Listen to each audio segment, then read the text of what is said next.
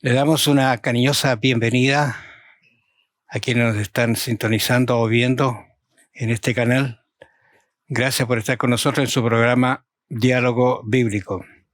Hemos ido avanzando en el libro de Efesios y el tema de ahora es un tema realmente hermoso que Pablo va a tocar en los siguientes versículos y capítulos. Si hay una cosa que es terrible cuando hay separaciones, unos aquí y otros acá. Y eso se hizo en los tiempos de Cristo, estaban los judíos, estaban los gentiles, pero encontramos que en Cristo uno encuentra algo muy importante que hizo, es nivelar, y Pablo, como en algún momento lo comentamos, lo habla en Romanos y lo va a hablar acá en Efesios también. No hay separación, no hay muro, no hay nada. Dios hizo a todos, o les dio el camino para salvarse. Y uno de ellos es usted, que debe estar en este camino que Dios abrió. Así que bienvenido, Pastor Luis Jerez. Dios lo acompañe. Vamos a conversar. Sí, pues, Raúl, gracias por la invitación. Estamos acá para compartir la palabra de Dios. Temas muy profundos, como lo hemos estado viendo en las lecciones anteriores, pero que nos hacen pensar y que hay que seguir estudiándolos porque hay mucho contenido. Dios nos quiere enseñar muchas cosas profundas que el apóstol Pablo habla en esta epístola de los lugares celestiales, y es por eso que esta epístola se le denomina los Alpes del Evangelio, porque Pablo llega muy arriba. Es la epístola que habla de las cosas más grandes del Evangelio, las cosas que están más allá de este mundo, al mundo eterno, a la obra de Cristo en los cielos y a la gran tarea de Jesús de salvarnos por gracia. Aquí tenemos la escritura. No sé, ¿te animarías a leerla? Leamos entonces la palabra de Dios. Del 11 al, ¿cuánto es? 22. Efesios, capítulo 2, versículo 11 hasta el versículo 22. Dice así la palabra del Señor, que es la lección de esta semana, el contenido central de ella. Por tanto, acordaos que en otro tiempo vosotros, los gentiles, en cuanto a la carne, erais llamados incircuncisión por la llamada circuncisión, hecha con mano en la carne. En aquel tiempo estabais sin Cristo, alejados de la ciudadanía de Israel, ajenos a los pactos, a las promesas, sin esperanza y sin Dios en el mundo.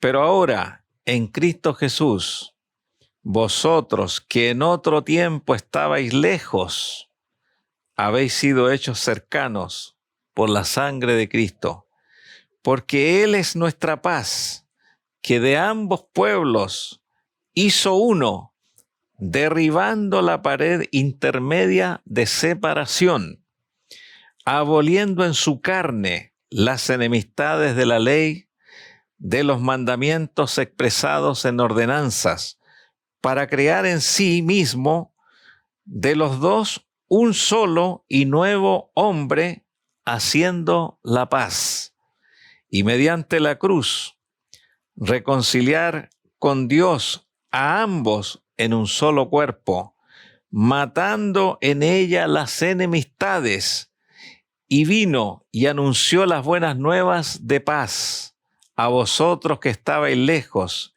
y a los que estaban cerca también, porque por medio de él los unos y los otros tenemos entrada por un mismo espíritu al Padre. Así que ya no sois extranjeros ni advenedizos, sino conciudadanos de los santos y miembros de la familia de Dios, edificados sobre el fundamento de los apóstoles y profetas, siendo la principal piedra del ángulo Jesucristo mismo, en quien todo el edificio, bien coordinado, va creciendo para ser un templo santo del Señor, en quien vosotros también sois juntamente edificados para morada de Dios en el Espíritu. Vaya que profundo, quizá había que revisar otros textos también para entender algunas de estas cosas, pero Pablo, ¿qué está haciendo aquí? Hay una expiación horizontal, todos iguales. No hay distingo. No importa que sea el pecador más pecador, el que se cree más santo, no. La salvación es todos por igual. Sí, a mí se me imagina, Raúl, que el apóstol Pablo conocía muy bien esta iglesia por la descripción que hace en el capítulo 2. Esto erais vosotros, decía. Él los conocía muy bien de dónde se habían convertido, pero era una iglesia allí en la ciudad de Éfeso que estaba compuesta por cristianos gentiles recién convertidos, y en este caso cuando escribió la epístola con 10 años de experiencia, hay algunos, y también judíos. Entonces, como los judíos siempre tuvieron esa separación histórica por el hecho de ser circuncidados en su cuerpo, ellos pensaban que como eran de los pactos con Abraham, los pactos con David, los pactos con Dios, eran en cierto sentido superiores en un estatus diferente frente a todos los gentiles, griegos, fenicios, egipcios y tantos otros. Entonces en la iglesia habían judíos y gentiles, y Pablo les dice a los judíos que de aquí en adelante ustedes son miembros de la familia de Dios, sin esos privilegios antiguos de esas leyes expresadas en ordenanzas, que son las leyes ceremoniales, y le dice a los gentiles que no se sientan apocados, son parte de la familia de Dios, del mismo edificio, Cristo los recibe en un solo pueblo, ya no hay separación, no hay diferencia, y me imagino que para los hermanos de Éfeso tiene que haber sido una noticia muy buena para los gentiles. A lo mejor los judíos cristianos lo tomaron de otra manera, pero también estas diferencias existen hoy día, y eso nos demuestra a nosotros que no hay privilegios, como tú decías, ante Dios. Somos todos iguales. Dios nos mira, no hace acepción de personas. El Señor nos llama a formar una iglesia, un cuerpo, de la misma manera que todos. Quizá esta idea de gentiles y judíos no logremos captarla, quizá. Hay que ver un poquito el contexto histórico. Sí. Pues mira, a mí quizá para comprenderla, y quizá también difícil, tú recuerdas a los samaritanos, por ejemplo, se odiaban con los judíos. Sí. Pero, y eran judíos. Por decir, bueno, no judíos en realidad, eran todos de Israel, son las 10 tribus que se separaron hacia el norte y que después fueron invadidas. Desaparecieron prácticamente como nación esas 10 tribus. Claro. Y quedó solamente la tribu de Judá, ¿no es cierto?, que de Jerusalén y todas esas tribus. Ahora, lo interesante es que Jesús va a ese lugar. Y pasa por Samaria. Y dice, y le era necesario. A mí me gusta mucho esa expresión que dice Juan cuando habla de ir a encontrarse con esta mujer, porque ahí iba él. Le era necesario pasar por Samaria. Porque ¿qué es lo que hacía el judío? Para que uno entienda, si el camino era corto, por no pasar por Samaria daban la vuelta, no importa, pero no pasaban por Samaria. Ahora, todas esas cosas quizás es para entender el contexto de lo que significa esa división que había. Y Pablo, por eso que Pablo fue rechazado por los judíos después. Sí. Ahora no hay división, no hay separación. Claro, y tuvo que escribir la epístola de Gálatas después por el hecho de que había muchos cristianos judaizantes que no se despegaban de la circuncisión. La circuncisión fue un problema de la iglesia casi todo el siglo. Incluso Pablo, a uno de sus ayudantes, que era Timoteo, de padre griego, madre judía, lo hizo circuncidar para evitar los prejuicios. Pero como este tema ya se da por superado para la iglesia, aunque no se da por superado para el pueblo judío, nosotros creemos que esto también tiene una aplicación para nosotros en este momento, ¿eh? La aplicación de que todos somos hechos cercanos a Cristo, no importa de dónde vengamos, ni la familia, ni la raza, ni la cultura, ni la inteligencia, ni el estatus social, todos en Cristo somos uno.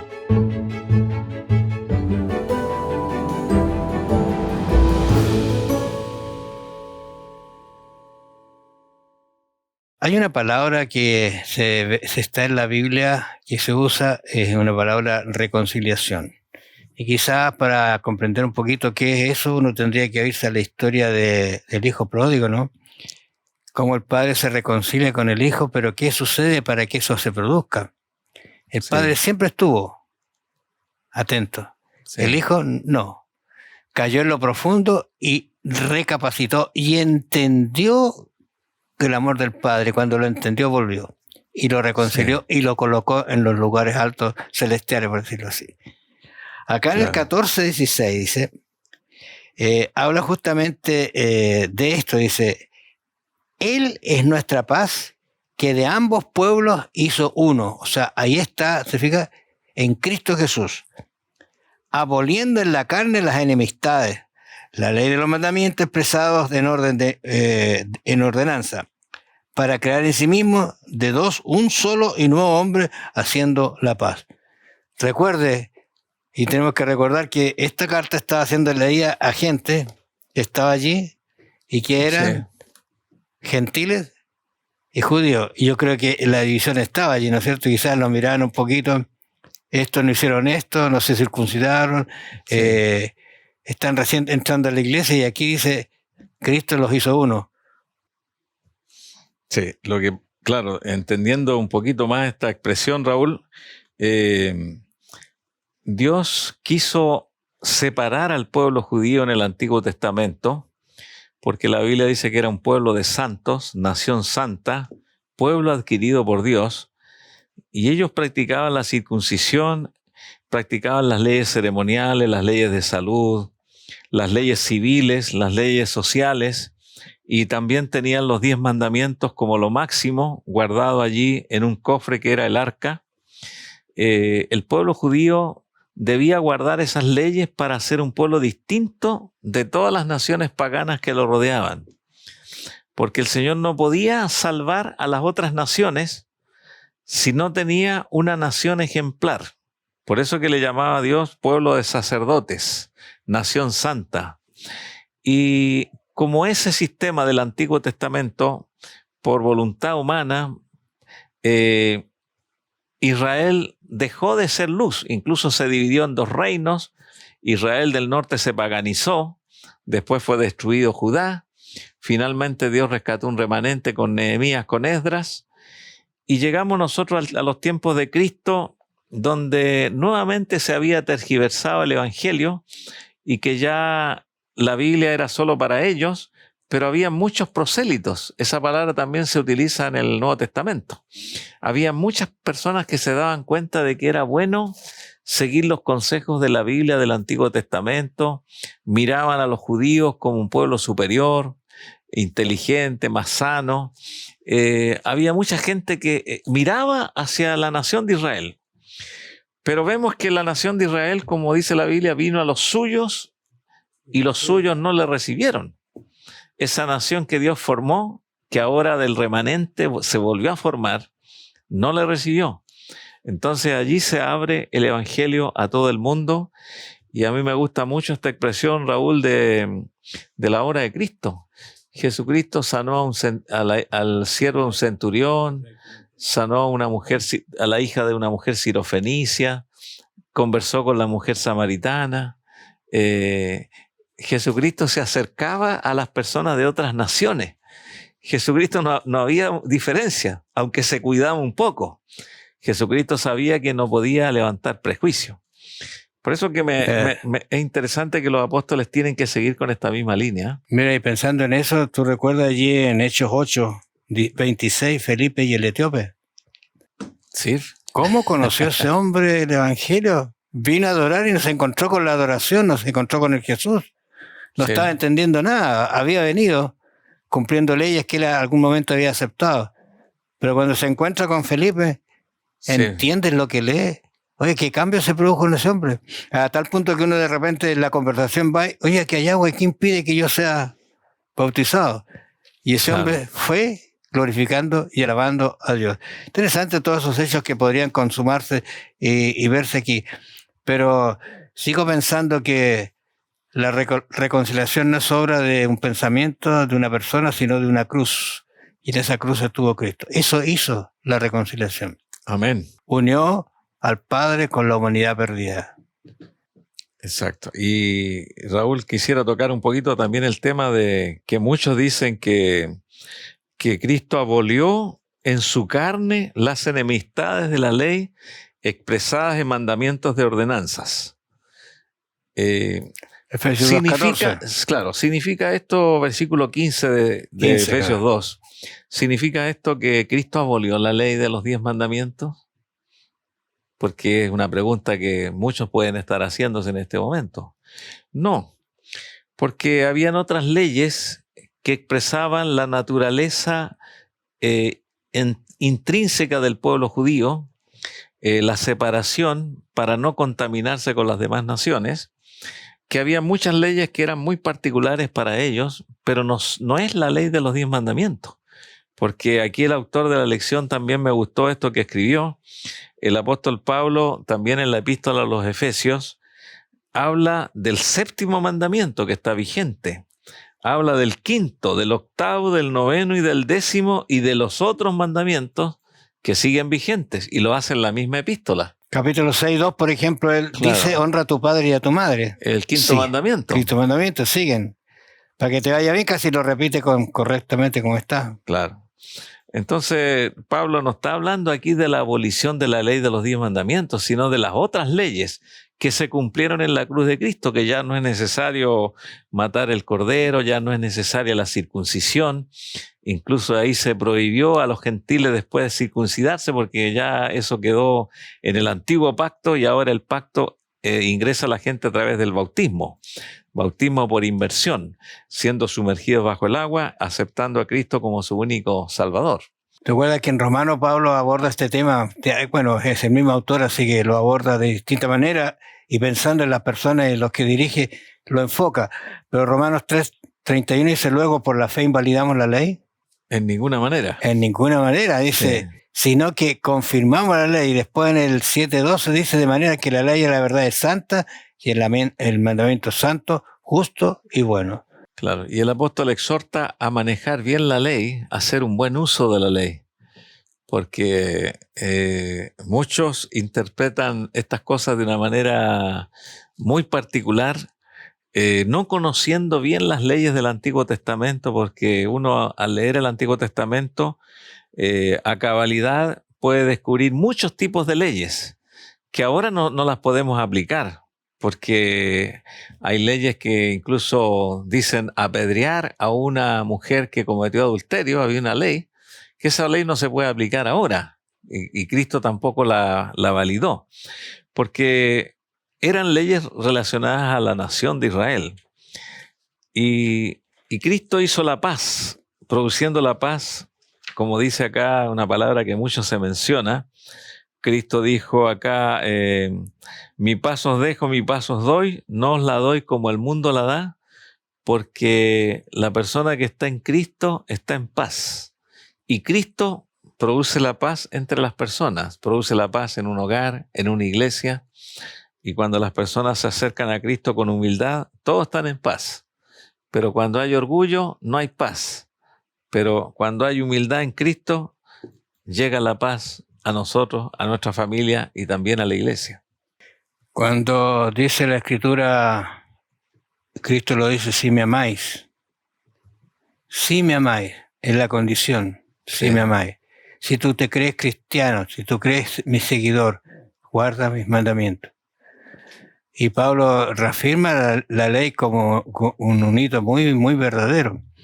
Sí. Incluso las expresiones que aparecen en la Biblia dice, yo no he conocido el odio, yo no he conocido la ira, no he conocido la venganza, sino he sido por la ley.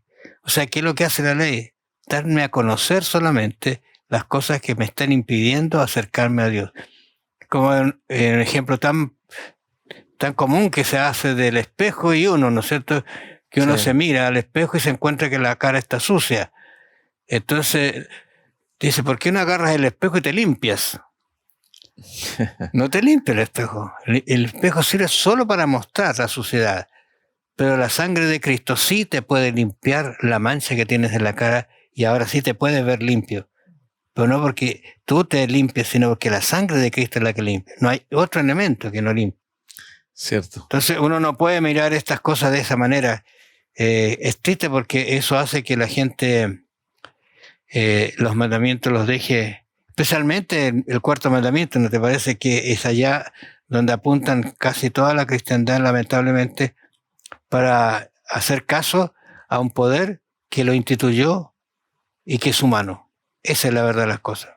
Así es, Raúl. Y quiero aprovechar de leer, ya que nos queda poquitos minutos, el versículo 21 del capítulo 2. Aquí nos habla de judíos y gentiles, en realidad de todos los que creen en Jesucristo, en quien todo el edificio, bien coordinado, va creciendo para ser un templo santo en el Señor. Qué hermosas palabras expresa Pablo de lo que es la iglesia, donde están todos los creyentes en Jesucristo, un edificio, y él lo llama templo santo en el Señor. O sea, todos somos parte de ese edificio, somos una piedrita, somos un ladrillo, alguna cosa allí. Somos parte de un templo y somos parte de un edificio, somos parte del cuerpo de Cristo. Y es algo que no lo podemos sacar de nosotros. Nosotros pertenecemos a una iglesia en Cristo y en quien vosotros también sois juntamente edificados para morada de Dios en el Espíritu. Es decir, Dios mora en los creyentes que son el cuerpo de Cristo, que es la iglesia.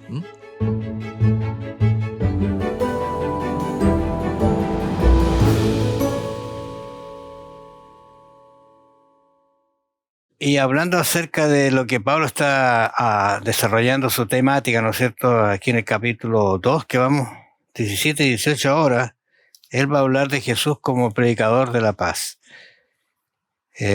No sé, ¿tú te encuentras que hoy día se habla mucho de paz? Especialmente cuando aparecen los grandes conflictos, ¿no? Pero a veces hay que tener cuidado con este tipo de estrategias también porque tienen otro fin, tienen otro propósito. Y a veces pueden someterte por concepto de, mira, así tenemos paz. Pero que Jesús, ¿qué es lo que hace? Por eso, ¿cómo Jesús pudo hablar de paz en un momento en que él vivió y que Pablo vivió hablar de paz cuando era tan convulsionado? El mismo Pablo está escribiendo de la cárcel. ¿Te acuerdas que en algún momento dice, mira, no se desanimen por mis cadenas, no, glorifiquen, estas son para gloria de ustedes, dice. O sea, interesante. Claro, yo veo esto también de la paz, como dice Romanos 5:1, justificados pues por la fe tenemos paz para con Dios.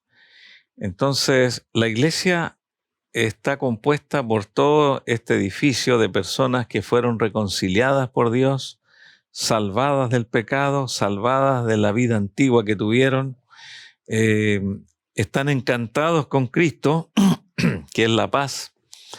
Y ese grupo que está en paz con Dios es el grupo que tiene que estar en paz consigo mismo. Por eso que la obra de Cristo es una obra vertical, nos salva a nosotros, y una vez que somos salvos, nosotros estamos en paz con los demás y llegamos a amar a los demás, orar por ellos, interesarnos en los demás.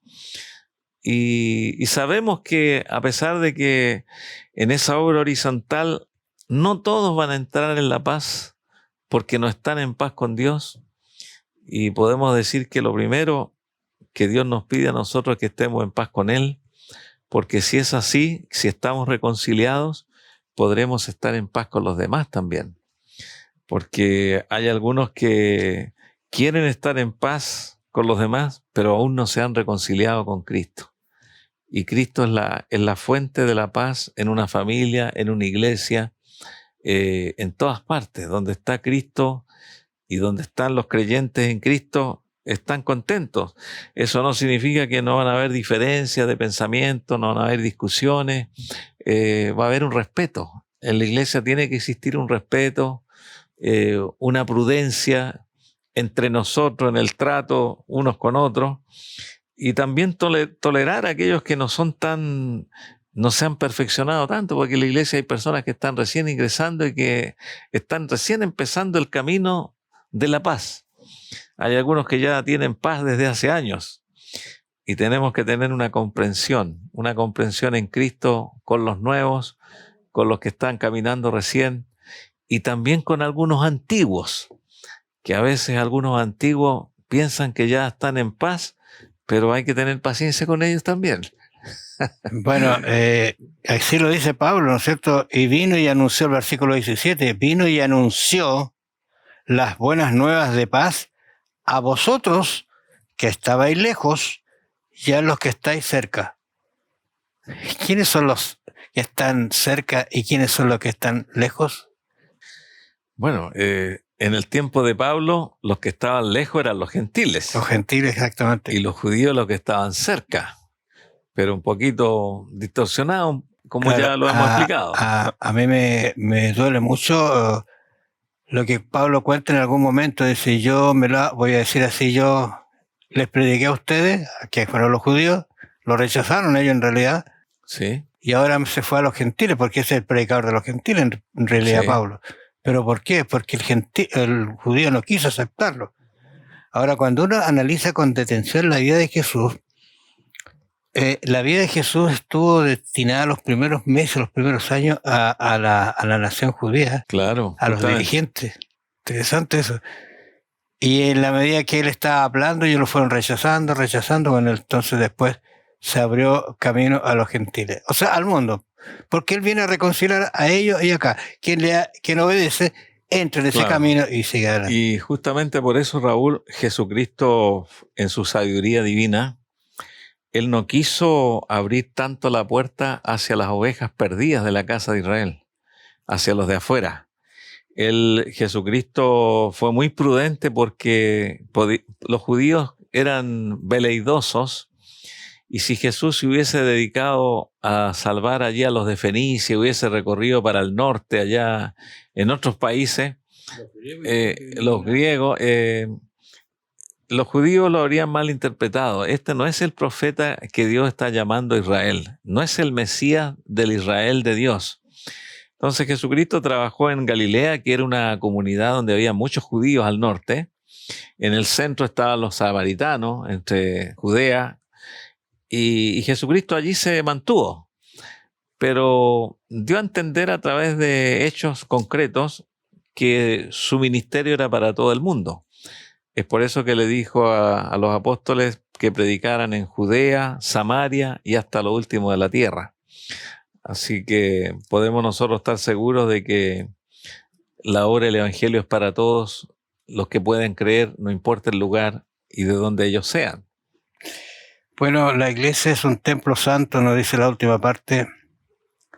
¿Pero en qué sentido es santo? Porque es una iglesia que está constituida por gente que es santa, y alguien puede escandalizarse porque dice, ¿cómo santo?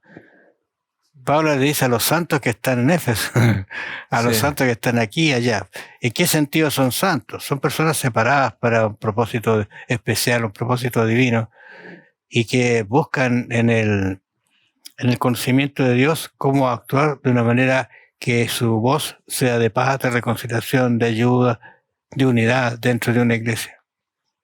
Sí, efectivamente, vivir en la iglesia, permanecer en la iglesia con los hermanos, escuchando la palabra de Dios, cantando, orando, teniendo amistades dentro de la iglesia, amigos fraternales, participando con los hermanos, es muy saludable para las personas que van camino a la salvación. En la iglesia encontramos de todo y no nos debemos sentir mal si hay grupos en la iglesia que son de amigos, y a veces decimos, estos grupos no me dejan entrar a mí porque ellos son cerrados, y aquí está este grupo de esta élite y yo no estoy en ese grupo. No se preocupe por eso. Usted siempre tendrá un grupo de amigos en la iglesia porque usted es un hijo de Dios. Dios lo va a guiar dentro de la iglesia. Como también sabemos que hay muchos que están dentro de la iglesia y como hemos escuchado, están dentro pero no son de adentro. Y sabemos que a veces en la iglesia vemos nosotros que algunos son y después ya no son. Ingresan nuevos miembros y salen algunos antiguos. Este es un proceso que ha ocurrido siempre. Por eso que Pablo dice, el que piensa estar firme, mire que no caiga. Pero sí debemos tener un amor por la iglesia, un amor por los hermanos. No importa los defectos que ellos tengan, pero tenemos que aprender a tolerar, a respetar y a sentirnos contentos de estar asistiendo a una iglesia. Estoy pensando cómo actuó Jesús con Judas. ¿Usted recuerda? El mismo amor, las mismas oportunidades, los mismos preceptos. Judas salió a hacer la obra misionera y volvió también contento como los otros discípulos. Actuó con Judas, con Pedro y con Juan y Santiago, que eran los terribles hombres que en algún momento le dijeron a Jesús, mira, ¿por qué no pides que baje fuego del cielo y destruya todo este lugar? Quizás en su comunidad, usted donde vive, tiene problemas de esta naturaleza, que son distintos. No, Dios los ama igual a todos y quiere con la paz que Él trae hacer una reconciliación, porque la salvación es así horizontal, para todos igual.